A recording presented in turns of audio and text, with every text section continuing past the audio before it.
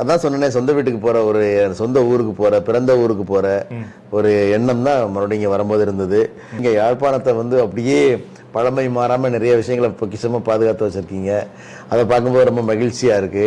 தமிழுக்கு முக்கியத்துவம் கொடுத்து நிறைய அந்த பெயர் பலகைகள்லாம் பார்க்கும்போது ரொம்ப மகிழ்ச்சியா இருக்கு. ஈழத்துல நான் எந்த இடத்துக்கு போனாலும் தமிழ் மக்கள் வாழும் பகுதி இருக்கு, அது போனாவே எனக்கு ஒரு தனிப்பட்ட ஒரு மகிழ்ச்சி இருக்கும். அந்த மகிழ்ச்சி அப்படியே இருக்கு. நிஜமாவே தமிழ் ரத்தங்கள் நிறைய ஊர்ன ஒரு மண்ணுங்கிறதுனால அந்த மண்ணில் வந்து முக்கியமான இடங்கள், எனக்கு உணர்வுபூர்வமாக என்னை பாதித்த இடங்கள், திலீபன் இடத்த போய் பார்த்தேன், அப்புறம் வல்வெட்டித்துறைக்கு போயிருந்தேன், அப்புறம் வந்து முள்ளிவாய்க்காலுக்கு போயிருந்தேன். ஆண்டிப்பட்டி கனவா காத்து ஆள் தூக்குதே, ஐத்த பொண்ணு என்ன தாக்குதே. எனக்கு ஆதாரம் இருக்கு. புன்னார்மணியனே தேவாரத்தில் வந்து சுந்தரமூர்த்தி நாயனார் பாடின பாட்டு. அதுக்கு எத்தனையோ ஆண்டுகளுக்கு நூற்றாண்டுகளுக்கு முன்னாடி வந்த பாட்டு அது. அதை பாடிட்டு இதை பாடுறதானே என்னோட கடமை. அது ஒரு தமிழனா அப்படிங்கிற ஒரு ஆசை தான் எனக்கு. வாய்ப்புகள் அது வந்து ஒரு பந்துவராளி ராகத்தில் அந்த பாட்டு ஓம் சிவோகம் இருக்கிறதுனால, அது முழுமையான சான்ஸ்கிரிட் அடிப்படையில் இருக்கிறதுனால அந்த பாட்டை போற்றி நம்ம பாடுறோம். அதுக்கு முன்னாடி என்னுடைய தாய்மொழியில் நான் 4 வரி என்னோட தேவாரத்தை பாடுறதை நான் ரொம்ப பெருமையாக நினைக்கிறேன். பாரம்பரியமான பழமையான எந்த மொழியோடும் ஒப்பிட முடியாத ஒரு செம்மொழிங்கிறது உலக அறிந்த விஷயம். அந்த பண்பாட்டையும் கலாச்சாரத்தையும் முழுமையாக நம்ம வந்து தெரிஞ்சுக்கணும்னா முதல்ல யாழ்ப்பாணத்தை படித்தா போதும்.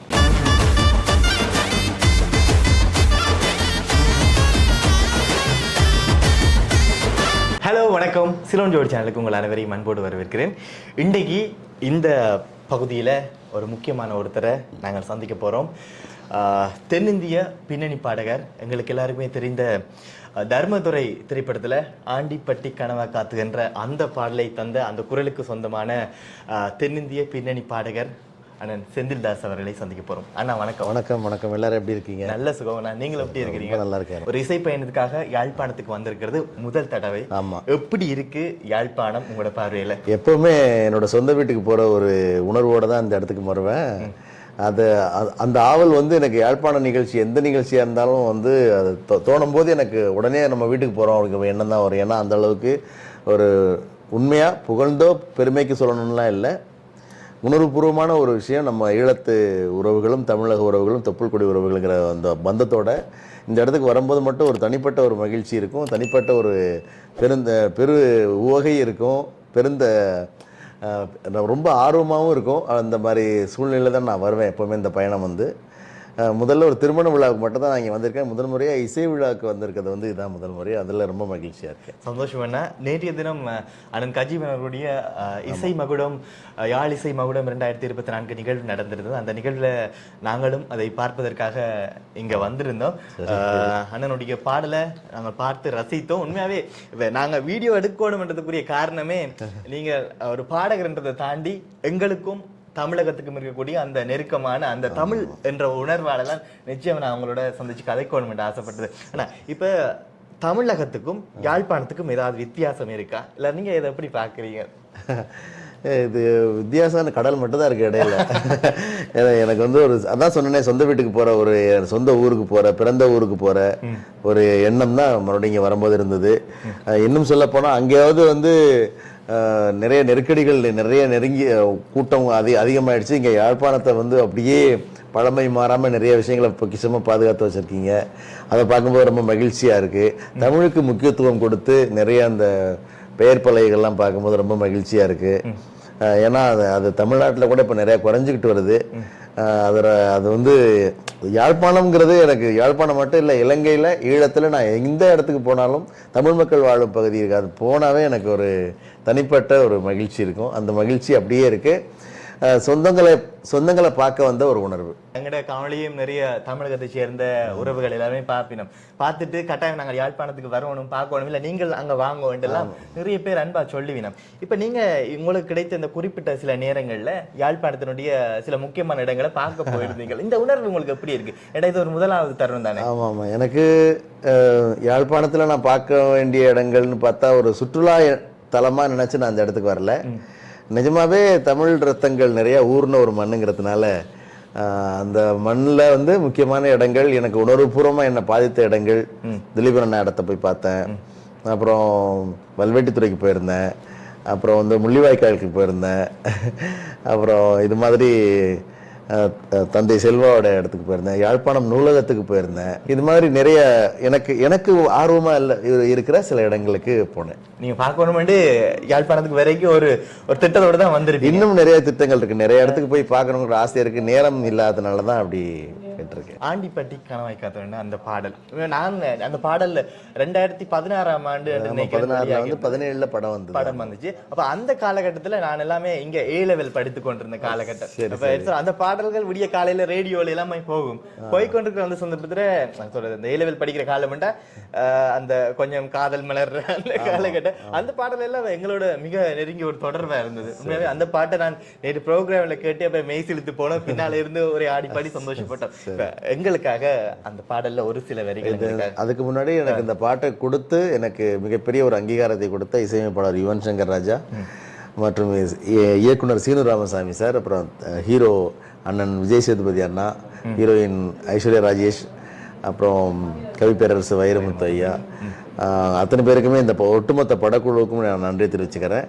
இதுக்கெல்லாம் ஆதாரமாக நான் இருந்தது வந்து இசைஞானி இளையராஜா ஐயாவுடைய குழுவில். அதன் மூலமாக தான் எனக்கு யுவன் சங்கர் ராஜா அவர்கள் அறிமுகமாகி அவர் எனக்கு ஆதரித்து எனக்கு மிகப்பெரிய பாடல்கள்லாம் நல்ல நல்ல பாடல்கள்லாம் கொடுத்துட்ருக்காரு. அவருக்கும் நன்றியை சொல்லி இந்த பாட்டை நான் பாடுறேன். ஓ ஓ ஓ ஓ ஆண்டிப்பட்டி கனவா காத்து ஆள் தூக்குதே, ஐத்த பொண்ணு என்ன தாக்குதே, அடி முக்கா பொம்பளையே என்ன முழுசா நம்பலையே, நான் உச்சந்தலையில் சத்தியம் செஞ்சும் அச்சந்தீரலையே. நன்றி நன்றி நன்றி அண்ணா. கேட்டோன்னே அந்த பாடல் எங்களுக்காக தந்ததுக்காக. ஏன்னா முதல் முறையா ஒரு தென்னிந்திய பின்னணி பாடகருக்கு பக்கத்துல இருந்து அது நேர்காணல்காரன்றது ஒரு பெரிய ஒரு பின்னணி பாடகர், அதெல்லாம் தாண்டி தமிழ் உறவு சொந்தக்காரங்க அப்படின்னு நினைச்சு பேசுங்க நீங்க. அது ரொம்ப நல்லா இருக்கும். அதனாலதான் உரிமையோட அண்ணா சொன்னேன். நானும் இதே மாதிரி கிராமத்துல புதுக்கோட்டை மாவட்டம் நெடுவாசல் அப்படிங்கிற கிராமத்துல இருந்து சென்னைக்கு போய் வாய்ப்பு தேடி அலைஞ்சு இப்படித்தான் நான் வந்தேன் ஒழிய ஒரு பின்னணி பாடகரா பிறக்கும் போதே வரல. இன்னமும் முயற்சி பண்ணிக்கிட்டே தான் இருக்கும் நிறைய பாடல்கள் பாடணும்னு. அதனால பழச மறக்காத பழமை மாறாத யாழ்ப்பாணத்துல நான் வந்து பழச மறக்காம சொல்லணுங்கிறதுனால சொல்றேன். நீங்கள் இப்பவும் உங்களோட ஊர்ல தான் இருக்கிறீங்களா இல்ல சென்னையில இருக்கிறீங்க? எப்ப உங்களோட ஊருக்கு போவீங்க? திருவிழா நேரங்கள்ல, சொந்தக்காரங்க கல்யாணத்துல, அந்த பக்கத்து ஊர்களில் இசை நிகழ்ச்சி நடத்துறதுக்காக என்னோட சொந்த குழுவோட போகும்போதெல்லாம் அந்த நேரங்கள் போவீங்க. இப்ப நீங்கள் இசைஞானி இளையராஜா அவர்களோட சேர்ந்து நிறைய கிட்டத்தட்ட 50லிருந்து 77 100 இசை நிகழ்ச்சிகளாவது நான் அவர்கிட்ட பாடியிருப்பேன். குறிப்பா வெளிநாடுகள்லையும் இந்தியாவிலையும் நிறைய எனக்கு வந்து மேடையில் வந்து மிகப்பெரிய ஒரு வாய்ப்பை கொடுத்தவர் இசைஞானி இளையராஜா சார். உலகத்தில் உள்ள எல்லா நாடுகளுக்கும் என்னை கூட்டு போய் அவரோட மேடையில் எனக்கு ஒரு அங்கீகாரத்தை கொடுத்தாரு. அதன் மூலமாக தான் நான் இன்னைக்கு இந்த அளவுக்கு நிற்கிறேன்றது தெரியுது. ஒரு சந்தோஷமான ஒரு விஷயம் என்னன்னா, யாழ்ப்பாணத்தில் ஒரு இசை நிகழ்வில் பங்கு பெற்றதை தாண்டி இப்போ எங்களோட யாழ்ப்பாணத்தை சேர்ந்த எங்களோட ஈழத்தை சேர்ந்த உறவுகள் வெளிநாடுகள் எல்லாம் இருக்கணும். அவைகளெல்லாம் ப்ரோக்ராம் சந்திச்சு நான் வெளிநாட்டு நிகழ்ச்சிகள் போகும்போது பெரும்பாலும் ஈழத்து சகோதர சகோதரிகள் அரேஞ்ச் பண்ணுற நிகழ்ச்சி தான் நிறைய இருக்கு. அதில் பார்க்கும்போது இன்னமும் சந்தோஷமாக இருக்கும். ஒரு பக்கம் வந்து நம்ம மண்ணை விட்டு வந்து மிகப்பெரிய வளர்ச்சி அடைஞ்சிருக்காங்கிற ஒரு நிறைவு இருக்கும்.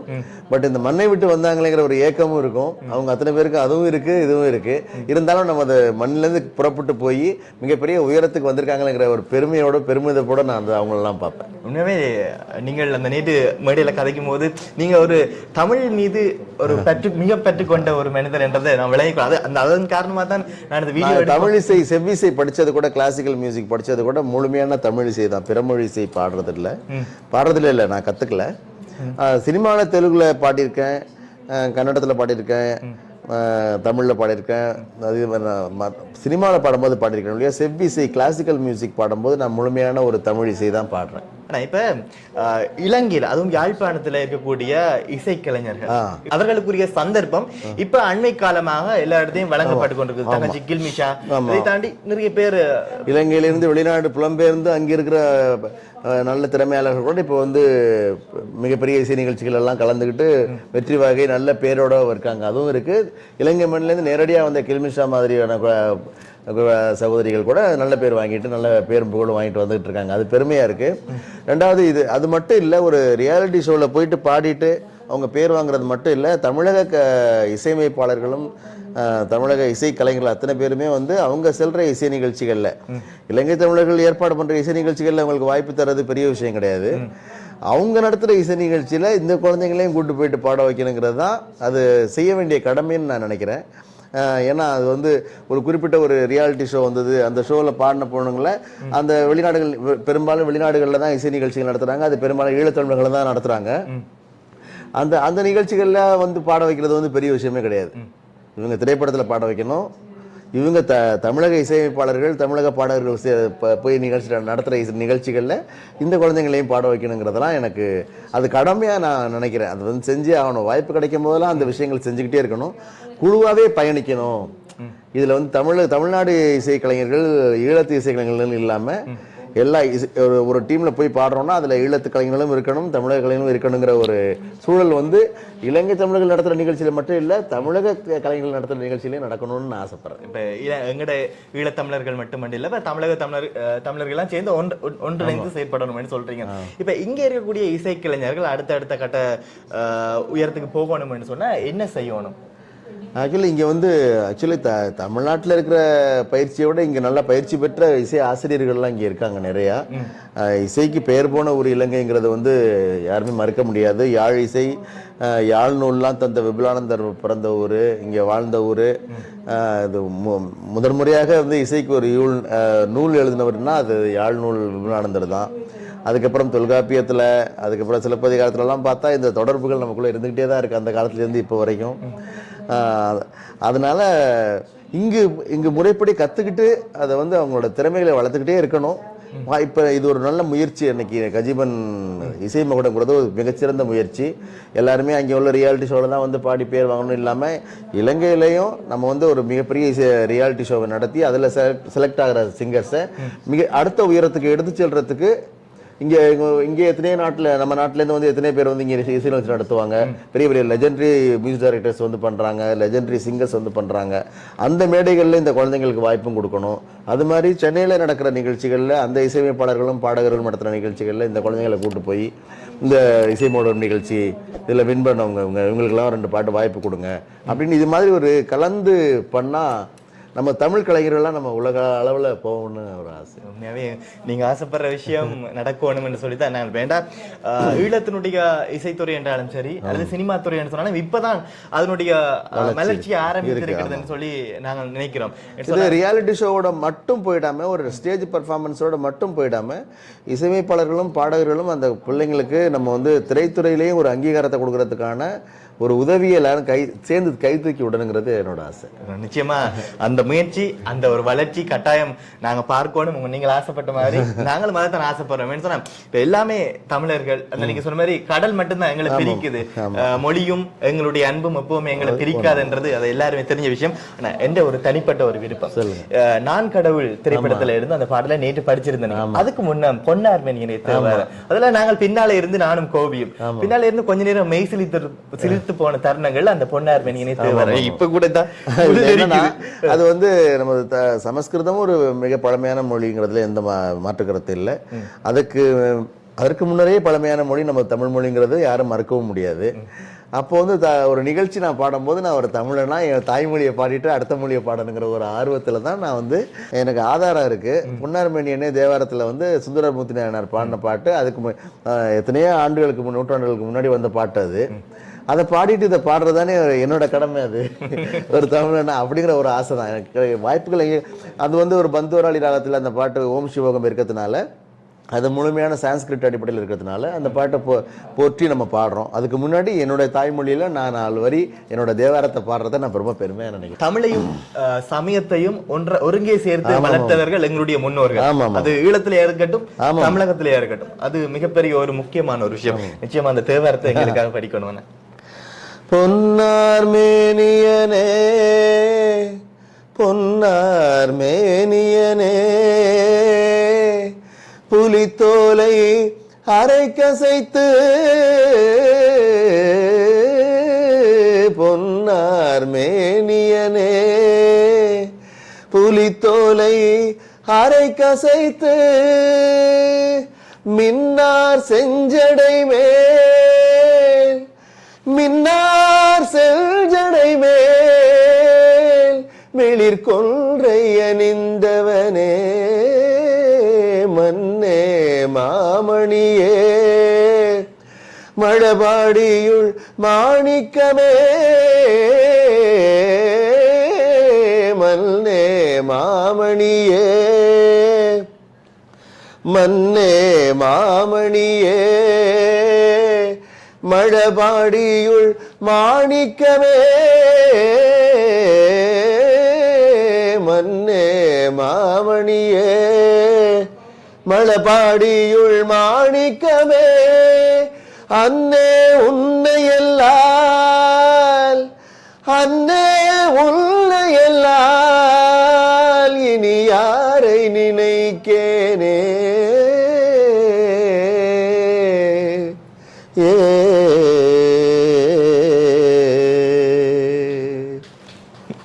நன்றி நன்றி நன்றி அண்ணா நன்றி.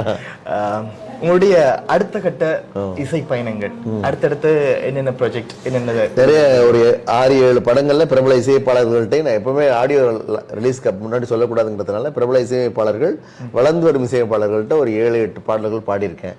அது வெளிவர வேண்டியது இருக்கு. ஒரு மிகப்பெரிய கதாநாயகன் நடித்த படங்கள்லேயும் வந்த பாட்டு பதிவாயிருக்கு. அது வரும். அது இல்லாமல் என்னுடைய தமிழ் இசை பாடல்கள் தேவாரம், திவ்ய பிரபந்தம், திருப்புகழ், திருவருட்பா, திருவாசகம் இது மாதிரி பாடல்களில் இப்போ உள்ள காலத்திற்கு ஏற்றவாறு அந்த பழமையான டியூன் மாறாமல், ராகம் மெட்டு பன்முறை மாறாமல் இசைக்கோர்வை மட்டும் வேறு மாடனாக கொண்டு வரணுங்கிற ஒரு ஆசையில் நான் வந்து அதுக்கான முன்னெடுப்பை செஞ்சுக்கிட்டு இருக்கேன். அது மட்டும் இல்லாமல் நிறைய பக்தி இசைக்கும் சரி சமூக விழிப்புணர்வு பாடல்களும் நிறைய இசையமைச்சு பாடிக்கிட்டு இருக்கேன். கொரோனா காலங்களில் தெரியும் எல்லாருமே முகநூலில் நான் லைவ் ஷோ பண்ணியே கிட்டத்தட்ட ஒரு 20 ஆக்சிஜன் கான்சன்ட்ரேட்டர்ஸ் வந்து கவர்மெண்ட் ஹாஸ்பிட்டலுக்கு வாங்கி கொடுத்தோம்.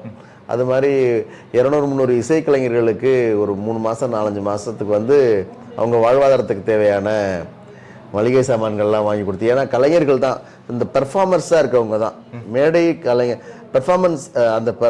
பெர்ஃபார்மன்ஸ் பண்ணி வாழ்வியலை கொண்டு போகிறாங்களா, வாழ்க்கையை கொண்டு போகிறாங்க பாருங்கள் மேடை நிகழ்ச்சிகள் நடத்தி. அவங்க தான் முற்றிலுமாக பாதிக்கப்பட்டவங்க. மற்றவங்களாம் கூட ஏன்னா அவங்களுக்கு ரொம்ப மற்றவங்களாம் ஒர்க் ஃப்ரம் ஹோம் சொல்லி வீட்டில் உட்காந்து வேலை பார்த்தாங்க. சில பேர் சொந்த தொழில் பண்ணுறவங்க ஏதோ ஒரு வகையில் பண்ணுவாங்க. அவங்கள்ட்ட ஒரு அசட் இருக்கும். இவங்க அன்னைக்கு மேடை நிகழ்ச்சிகள் பாடி பண்ணுறவங்க இல்லையா. அதனால் நான் திரைத்துறைக்கு வந்ததுக்கப்புறம் நான் வளர்ந்து வந்த பாதையை மறக்காமல் என்னுடைய மேடை இசை கலைஞர்களுக்கு கிட்டத்தட்ட 200-300 குடும்பங்களுக்கு ஒரு 4-5 மாதம் வந்து மளிகை சாமான்கள் வாங்கி அவங்களுக்கு பேசிக்காக அந்த அரிசி பருப்பு இந்த வீட்டில் யாரும் பசியோடு இருக்கக்கூடாதுங்கிறதுக்காக அதெல்லாம் செஞ்சுருக்கோம். அது இல்லாமல் மெடிக்கல் கேம்ப்ஸ் பண்ணியிருக்கோம். அப்புறம் வந்து அது மட்டும் இல்லை, எனக்கு சமூக அக்கறை சில விஷயங்களில் நான் ஓடி போய் செஞ்சிருவேன்.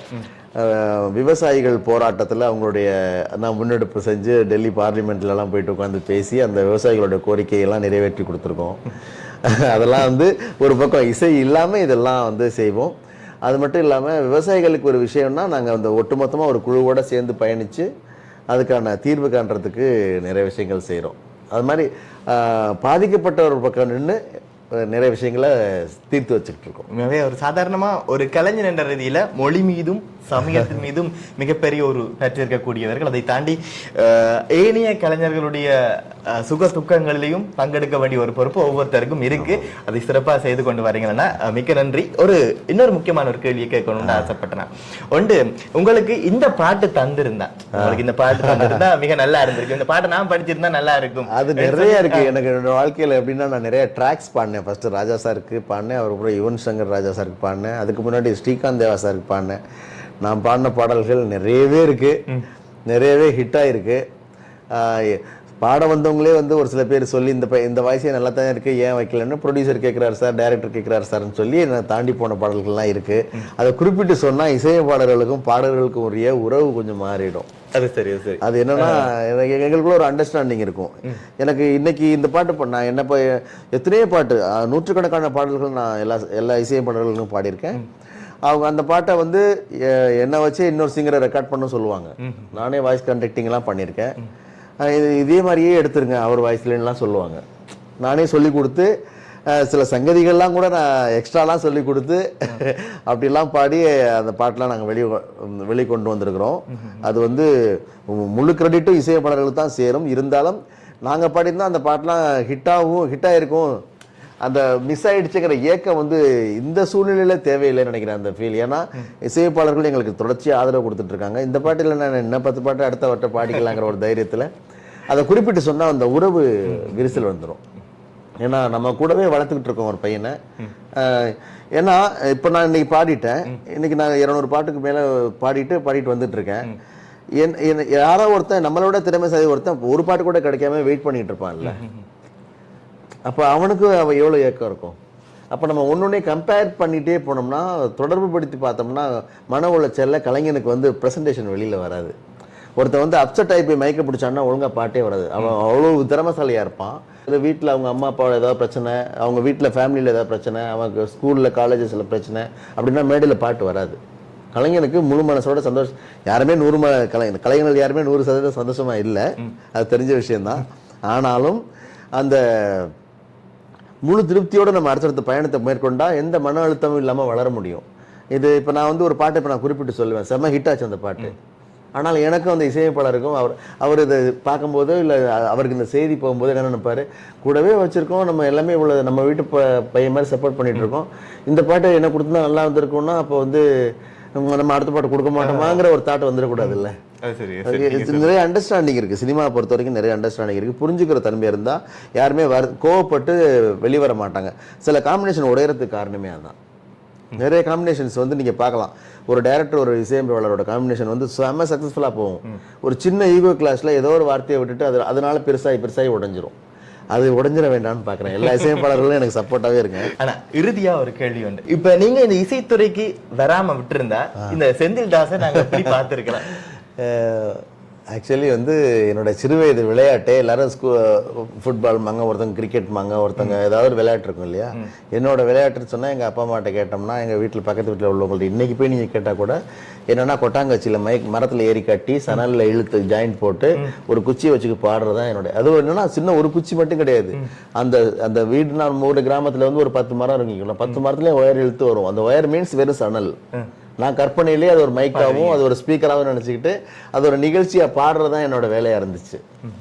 அப்படி முயற்சியில் பாடி ஸ்கூலில் பாட்டு போட்டிகளில் கலந்துக்கிட்டு அப்புறம் கீரமங்கலம்ங்கிற ஊரில், நெடுவாசல்ங்கிற ஊரில் நாங்கள் ஹைஸ்கூல் வரைக்கும் படிச்சுட்டு அதுக்கப்புறம் கீரமங்கலம்ங்கிற ஊரில் +1 +2 படித்து கல்லூரி வாழ்க்கை புதுக்கோட்டைக்கு போயிட்டு அங்கேயே நான் ஒரு மேடை மெல்லிசை குழுவில் போய் ஜான் பிரதர்ஸுங்கிற குழுவில் சேர்ந்து பாடி அங்கே ஒரு 6 மாதம் 7 மாதம் பாடிட்டு இருக்கும்போது சென்னைக்கு அந்த கோர்ஸ் காலேஜ் முடிச்சோடனே வேலைக்கு விஷயமா சென்னை வரும்போது இன்னொரு குழு ரிதஸ்வரம்ங்கிற குழுவில் இப்படி பாடி வந்து அடுத்து அவங்க வந்து இசையை படிக்க சொல்லி நான் படித்து இதெல்லாம் இந்த வரலாறு வந்துச்சு இல்லையா. இப்போ வந்து நான் வந்து சினிமாவுக்கு வரணுங்கிற ஒரு ஆசை வந்துருச்சு. நான் வந்து இசைத்துறையில் இசை பேராசிரியராக ஒரு வாய்ப்பு கிடைச்சிச்சு. வேலை பார்த்துட்டு இருக்கும்போது நம்ம வேலை இது கிடையாது, நம்ம வந்து அது இசையமைப்பாளர் அதை பாடுறதுக்காக தானே வந்தோம் அப்படின்னு சொல்லி மனசு மாறி மறுபடியும் வந்து வாய்ப்பு தேடும் போது தான் இப்போ வந்து எனக்கு இந்த அங்கீகாரம் கிடைச்சிச்சு. நான் வந்து ஒவ்வொரு முயற்சியிலையும் வளர்ந்து தானே வந்திருக்கேன். ஒருவேளை நான் இந்த இடத்துக்கு நான் வரலன்னா இந்த இடத்துக்கு வர்றதுக்கு முயற்சி பண்ணிட்டு இருந்திருப்பேன். அதுதான் உண்மையாவே ஆத்மார்த்தமா அந்த கலையை நேசிக்கிற ஒவ்வொரு கலைஞனுக்கும் இருக்கக்கூடிய அடி மனசுல இருக்கக்கூடிய. ஏன்னா மாணிக்க விநாயகம் அப்படிங்கிற ஒரு லெஜெண்டரி சிங்கர் வந்து அவருக்கு வாய்ப்பு கிடைச்சதே 56 வயசுல 57 வயசுல.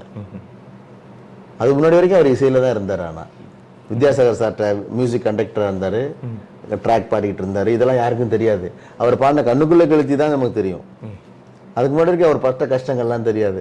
அது மாதிரி நாங்கள் பாடின பாட்டு அதுக்கு முன்னாடி 200 பாட்டு இருக்கு. ஆனால் எங்கள் ஆண்டிப்பாட்டியும் உசிலம்பட்டி சந்தையிலையும் லக்கா மாட்டுக்குன்னு தான் உங்களுக்கு தெரியும்.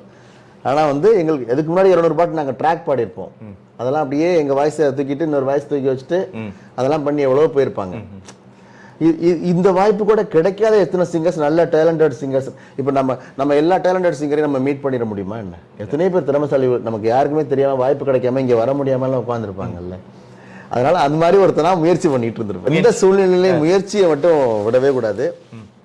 கிடைக்கிற வாய்ப்பை பயன்படுத்துகிற போது சில சமயங்களில் பயந்து சில விஷயங்கள்லாம் எனக்கு மிஸ் ஆகிருக்கு. அந்த பயம் வேறு யாருக்கும் வரக்கூடாது. இப்போ நான் பயப்படுறதே கிடையாது. அதனால எனக்கு வெற்றி கிடைச்சிக்கிட்டே இருக்குது. எல்லா வெளிநாடுகள்லையும் நிறைய நிகழ்ச்சிகள் தனித்துவமாகவும் தனியாகவும் கூப்பிட ஆரம்பிச்சிருக்காங்க. அதனால் வந்து இடையில கூட கொஞ்சம் நான் பயந்தேன். இப்போ எந்த பயமும் கிடையாது. ஏன்னா அந்த மேடை கிடைச்சா அது என்னோட மேடை. ஒவ்வொரு கலைஞருக்கும் கிடைக்கிற வாய்ப்பு அவங்களோட மேடை. அந்த இடத்த நம்ம ப்ரூவ் பண்ண தான் அடுத்த இடத்துக்கு போக முடியும். அதனால் அந்த இடத்த மட்டும் எந்த சூழ்நிலையும் விட்டு கொடுக்கக்கூடாதுங்கிறது தான் என்னோட சந்தோஷம்னா. இன்னும் நீங்கள் இசைத்துறையில இன்னும் நிறைய விடயங்களை சாதிக்க வேண்டும், அதை நாங்க பார்க்கணும் சொல்லி ஆசைப்படுறோம். என்று சொன்ன ஒரு இப்ப இவ்வளவு நேரம் காய்ச்சது ஒரு அண்ணா மாதிரி ஒரு உறவோட நான் இதை சொல்லிக் கொள்றேன். இன்னொரு விஷயத்தை கடைசியா ரெண்டு விஷயத்தை கேட்கிறேன். ஏன்டா எங்கட இடத்தை பற்றி எங்கட ஊரை பற்றி வெளியில இருந்து பார்க்கக்கூடிய, வெளியில சொன்னா வேற ஒரு இடத்துல இருந்து வந்து பார்க்கக்கூடியவருடைய கண்ணோட்டத்துல எப்படி இருக்குன்னு கேட்கறதுக்கு நாங்க ஆசைப்படுவோம். அதுவும் எங்கட யாழ்ப்பாணத்தை பற்றி, எங்கட யாழ்ப்பாணம் தமிழை பற்றி நீங்கள் என்ன நினைக்கிறீங்க? எங்கட யாழ்ப்பாண தமிழை பற்றியும் யாழ்ப்பாணத்தை பற்றியும் நீங்க என்ன நினைக்கிறீங்க? தமிழ் பாரம்பரியமான பழமையான எந்த மொழியோடும் ஒப்பிட முடியாத ஒரு செம்மொழிங்கிறது உலக அறிந்த விஷயம். அந்த பண்பாட்டையும் கலாச்சாரத்தையும் முழுமையாக நம்ம வந்து தெரிஞ்சுக்கணும்னா முதல்ல யாழ்ப்பாணத்தை படித்தா போதும். எல்லாருமே ஆசைப்படுற விஷயம் யாழ்ப்பாணம். நன்றி நன்றி அண்ணா. இவ்வளவு நேரம் நிறைய விஷயங்களை கேட்டு தெரிந்து கொண்டோம். இந்த குறிப்பிட்ட நேரத்தை உங்களுக்கு இருந்த இந்த குறிப்பிட்ட நேரத்தையும் எங்களுக்காக தந்ததுக்கு மிக்க நன்றி. நன்றி. நமது சிலோன் ஜோடி நண்பர்கள் சூப்பராக கலக்குனாங்க. நல்லா செம்மையாக இருக்கு. அந்த விஷயங்கள் எல்லாம் நிறையா நான் பார்த்துக்கிட்டு இருக்கேன். நிறைய விஷயங்கள், நிறைய இளங்கலைஞர்கள், எங்களை போன்ற திரைப்பட பாடகர்கள், வளர்ந்து வரும் பாடகர்கள், கலைஞர்கள், அனைத்து துறையை சேர்ந்த கலைஞர்கள் எல்லாரையும் சிறப்பாக வந்து நீங்கள் வந்து நேர்காணல் பண்ணி ஒளிபரப்பிக்கிட்டு வர்றீங்க. அந்த சேவை தொடரட்டும். மிகப்பெரிய உயரத்திற்கு இந்த சிலோன் ஜோடி உயரட்டும். நெஞ்சார்ந்த வாழ்த்துக்கள். நன்றி நன்றி நன்றி நன்றி. இன்னும் அடுத்த இன்னொரு அழகான காணொலியில சந்திக்கிறோம். செந்தில்தாசன் அவர்களுக்கும் உங்களுக்கு நன்றிகள். மீண்டும் அடுத்த காணொலியில் சந்திக்கிறோம். அது வரைக்கும் விடைபெறுகிறோம். நன்றி, வணக்கம். பாய். நன்றி. நன்றி.